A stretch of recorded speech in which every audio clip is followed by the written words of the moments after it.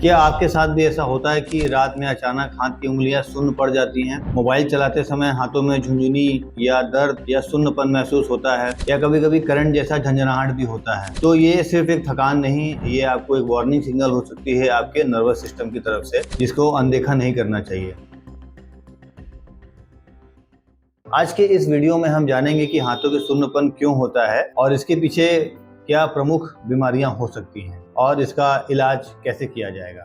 हमारे शरीर में लाखों छोटी छोटी नस या नर्व्स होती हैं जो कि हमारे शरीर में सिग्नल्स भेजती हैं। जब भी किसी नर्व में कंप्रेशन होता है या दबाव पड़ता है तो वो सिग्नल रुक जाता है, जिससे कारण से कि टिंगलिंग, नंबनेस या सेंसेशंस या इलेक्ट्रिक करंट जैसा फीचर्स आता है। तो आम भाषा में इसको लोग बोलते हैं कि ब्लड सर्कुलेशन रुक गया होगा, लेकिन बेसिकली ऐसा नहीं होता है। बेसिकली नर्व सिग्नल इंटरप्ट होता है, जिसके कारण कि इस तरह के सिम्टम्स पेशेंट को आते हैं। इसके कुछ प्रमुख कारण हैं, जैसे कि सर्वाइकल स्पॉन्डिलाइटिस, जिसमें कि गर्दन में नसें दब जाती हैं। दूसरा है कार्पल टनल सिंड्रोम, जिसमें कि हाथ के एक लिगामेंट होती है, कार्पल टनल में एक लिगामेंट होती है जो मीडियन नर्व को कंप्रेस करती है, जिसके कारण कार्पल टनल सिंड्रोम हो सकता है। एक बहुत प्रमुख कारण आजकल देखा जा रहा है डायबिटीज, जिसमें पेरिफेरल न्यूरोपैथी होती है। उसके अलावा जैसे कि आपका विटामिन B12 की डेफिशिएंसी में भी ऐसा देखा जा रहा है, और अभी कॉमनली विटामिन D3 की भी डेफिशिएंसी में ऐसा हो रहा है। कभी कभी स्ट्रेस भी एक कारण हो सकता है। अब बात करते हैं कि इसका इलाज कैसे किया जाएगा। इलाज डिपेंड करता है कि आपका प्रॉब्लम क्या है, और प्रॉब्लम पता कराने के लिए कुछ जांचें हैं, जैसे कि नर्व कंडक्शन स्टडी होती है, जिससे पता लग जाता है कि नर्व में सही में कहीं कंडक्शन, माने कि उसके सिग्नल में इंटरप्ट हो रहा है कि नहीं हो रहा है। दूसरा है कि हम MRI कराते हैं सर्वाइकल का, देखने के लिए कि सर्वाइकल स्पॉन्डिलाइटिस या मेजर नर्व कंप्रेशन है, या फिर और भी जैसे विटामिन की जांच करा सकते हैं, विटामिन B12, विटामिन D3 या रूटीन इन्वेस्टिगेशन, उससे भी हम पता कर सकते हैं, या डायबिटीज की जांच शुगर का चेक करके हो सकता है। तो इन प्रमुख कारणों को पता करने के बाद